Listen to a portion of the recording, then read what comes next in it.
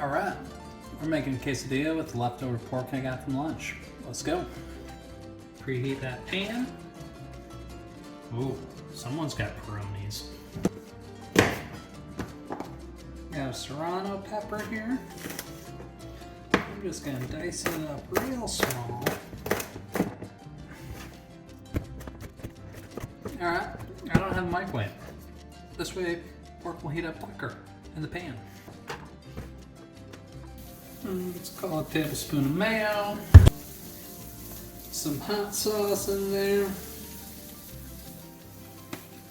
Garlic powder. A little bit of salt.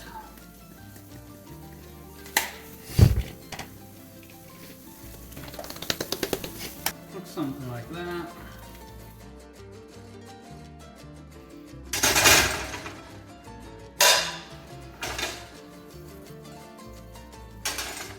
Tortilla and put the cheddar.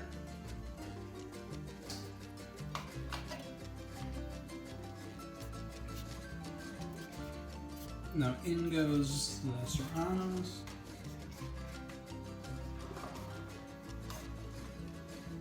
Nice and cheesy.